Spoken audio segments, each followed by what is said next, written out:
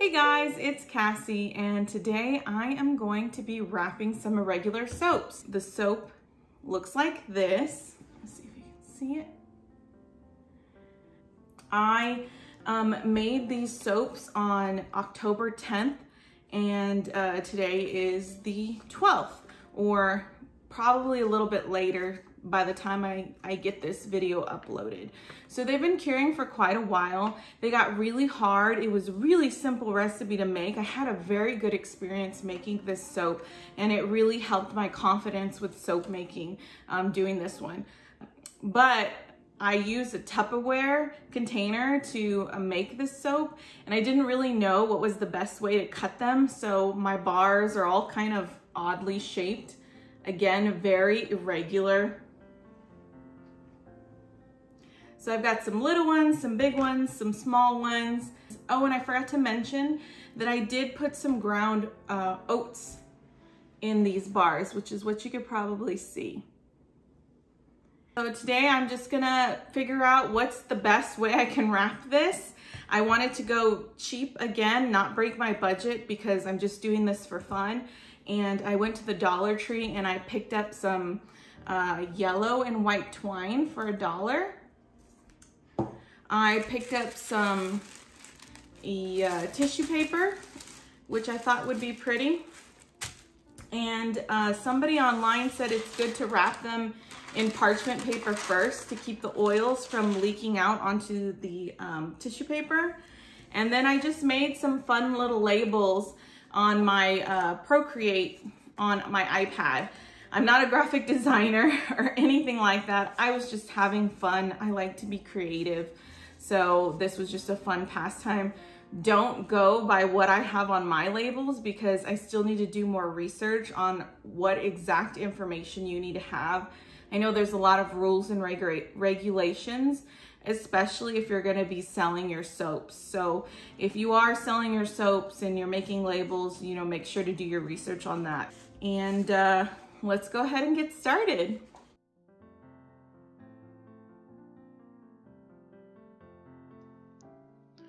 I wanted to tell you a little bit more about this bar of soap as I'm wrapping it. I chose the old-fashioned lye soap recipe from the book Simple and Natural Soap Making by Jan Berry. Now, the reason I decided to go with this recipe was because it only had 3 ingredients. It had distilled water, lye, and lard. Now, lard, or manteca as we call it, is really cheap and easy to find here in Texas because we use it a lot in our Tex-Mex cooking.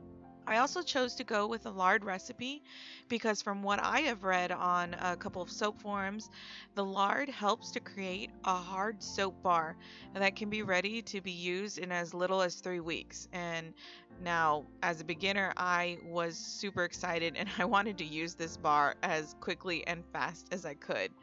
Now, I also read that the lard helps to soothe skin irritations and provides a nice moisture.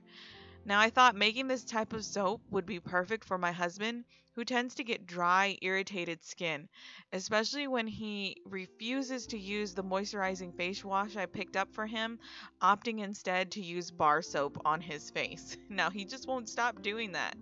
So I decided to make this soap, and which said that it would be gentle enough to kind of use on your skin. Now, to help with the skin soothing properties, I added ground oats to the recipe and fragranced it with lavender, eucalyptus, and tea tree essential oil to provide kind of like a fresh, clean, sinus opening smell. Now, I've used this bar of soap for about a week, and I found that although lard is reported to provide more of a lotion-like lather with little to no bubbles, if you use a washcloth, you can work up a nice foamy and creamy lather that just feels really nice on your skin.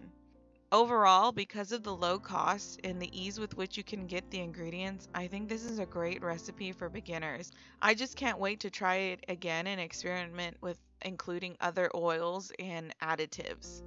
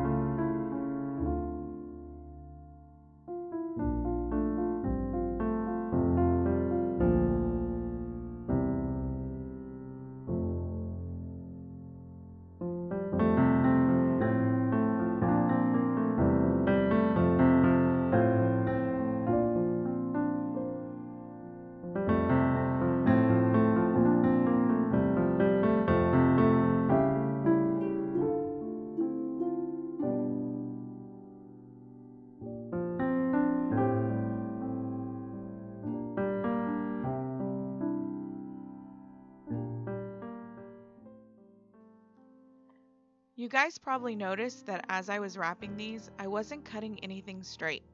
I wasn't measuring anything. I was just kind of going willy-nilly trying to figure out what I liked and what I didn't. In my daily life, I'm a bit of a perfectionist. I don't like to do anything unless it's perfect and unless I can do it absolutely right. But with that kind of attitude, I found that I never did anything. I never explored things that I thought were cool and creative because I knew it just wasn't going to be perfect that first time I did it. I know that this is like extremely high expectations, and I don't know why I set these expectations on myself, but I just do. So, this was just an exercise in letting go of that and having fun with being creative and just crafting. I've learned a lot from doing this, and I know it's going to be better the next time I try it. To other people watching, it may not look professional, they may not like it, they may think it's stupid. But to me, and hopefully to the people I gift these little soaps to, they're going to think that they're really cute and really cool. And like I said, it's just about being better the next time. And now I've gotten over that fear of just getting started. So if you're thinking about making soaps or putting something out there showing your creative side and your craft, but are maybe just being a little bit too critical of yourself, I hope you can let go of that and just do it because, who cares?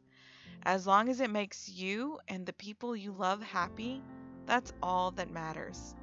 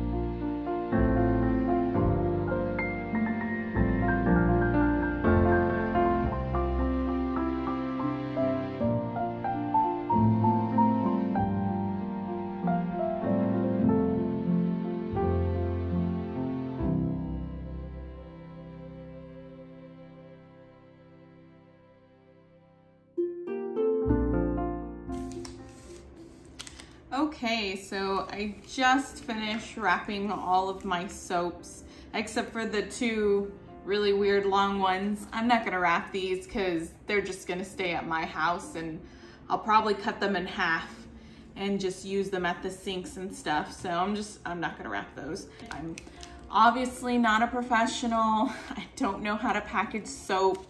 I don't have any of the fancy equipment to like shrink wrap. And then on top of that, my soaps were really irregular, just weird little bars. So this was just me kind of playing around and seeing what I liked best. And to be honest, out of all of them, I think this one's my favorite. I guess there's a reason why everybody uses the brown craft paper. I forgot I had some. It actually came in an Amazon package. So I figured, hey, it's free, I might as well use it. And I think with the little twine, it looks pretty cute. And I made these labels to go on the soap. I was thinking of using them as just like a hang tag, but on these, they're so weirdly shaped that I was like, I'll just stick them on here with some double-sided tape. And I was like, I don't know how I like it. It just looks kind of odd and wonky, but again, they're just going as presents for friends. And obviously, it's not the right shape. The soaps are all weirdly shaped, so even if it was like the cigar band type of labels, it wouldn't fit around very easily. So I just kind of stuck them on there and put a ribbon or a string. These I like second most because I think they look really cute. They look like just little presents that you want to open. The hang tag is pretty big compared to my soap. I think they're a little bit long. So if I were to do this again, I think less is more. It probably would have looked cute if I would have just left it wrapped in the tissue paper but didn't put the label on there. But I made the labels, so I wanted to use them. And I think it looks really nice with the craft paper. I appreciate you taking the time to watch. If you know of any better ways to make labels, or if you know of any templates maybe I should check out, please feel free to share it in the comments. If you know of any other fun, cheap, creative ways to wrap soaps, I'd love to hear it. So again, thank you for watching. I hope you guys have a great day and keep crafting.